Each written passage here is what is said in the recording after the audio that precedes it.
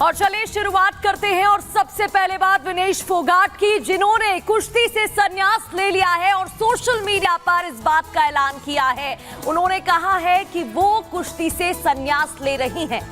देखिए, बड़ी खबर के तौर पर आपको बता रहे, कल आपने देखा कि डिस्क्वालीफाई हुई, 100 ग्राम वेट उनका ज्यादा था, 50 किलोग्राम के वर्ग में वो खेलती थी, लेकिन अब आपको बता रहे हैं कि वो अस्पताल में भर्ती भी थी। उसके बाद अब आपको ये भी बता रहे हैं कि विनेश फोगाट ने कुश्ती से संन्यास ले लिया।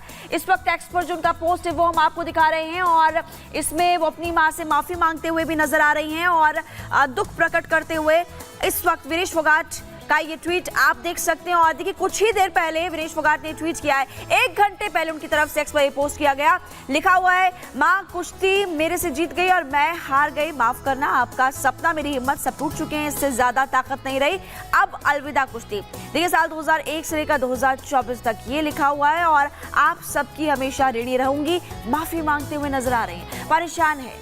और देखिए, सबसे बड़ी बात की गोल्ड की उम्मीद थी, दिन भर लोगों ने इंतजार किया क्योंकि देर शाम को मैच था, लेकिन उसके बाद जैसे ही पता चलता है कि डिस्क्वालीफाई हो चुके हैं विनेश फोगाट, तो सभी लोगों का दिल टूट गया और सोशल मीडिया पर विनेश ने ऐलान किया।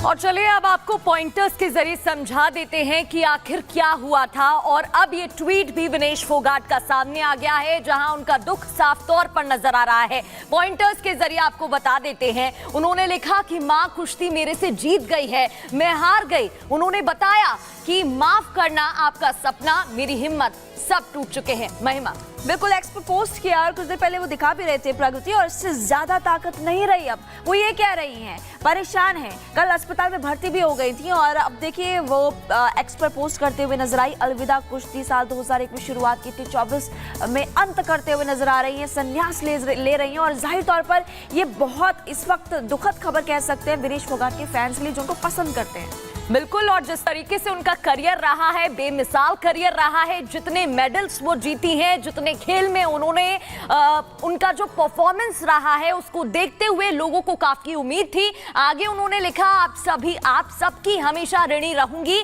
और माफी भी उन्होंने मांगी है। तो ये बड़ी खबर सामने आ रही है, जहां उन्होंने संन्यास का ऐलान कर दिया है। आपको बता देते हैं कि कैसे सिल्वर तक वो पहुंच गई थी, फाइनल के लिए क्वालिफाई हो गई थी, लेकिन बीच में ही डिस्क्वालीफाई की खबर सामने आ जाती है। बिल्कुल, और ऐसे में देखिए सभी लोग इस वक्त दुख का परेशान है काफी ज्यादा, और उनके परिवार वाले भी क्या कुछ कह रहे थे वो आपको बताएंगे, लेकिन पहले आप इस रिपोर्ट को देख लीजिए।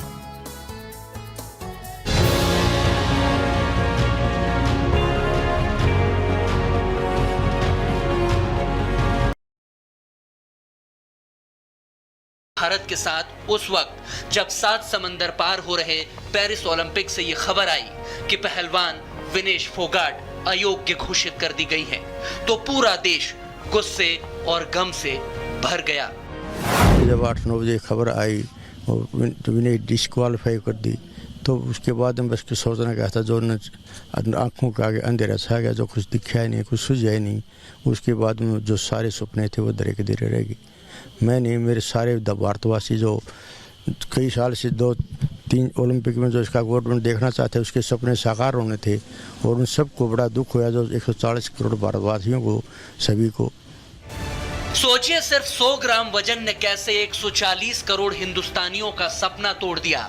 गोल्ड मेडल के फाइनल मैच में उतरने से पहले ही विनेश ओलंपिक से डिस्क्वालीफाई हो गई, लेकिन सेमीफाइनल जीतकर उन्होंने मंगलवार रात को सिल्वर मेडल पक्का कर लिया था।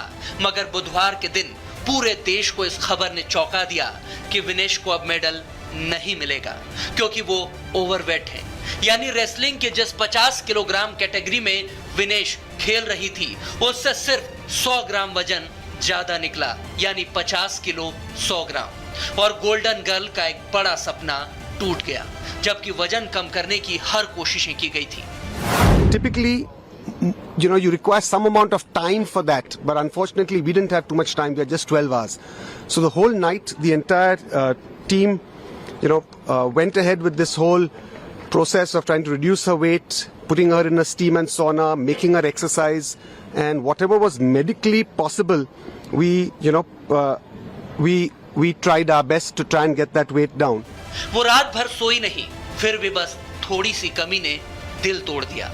In yesterday night, our support staff, her support staff and our support staff all are with her to reduce the from weight from increase to 2.7 to 50 kg. तमाम कोशिशों के बाद भी जब सफलता नहीं मिली और विनेश को लेकर ये खबर आई तो हर कोई चौंक गया।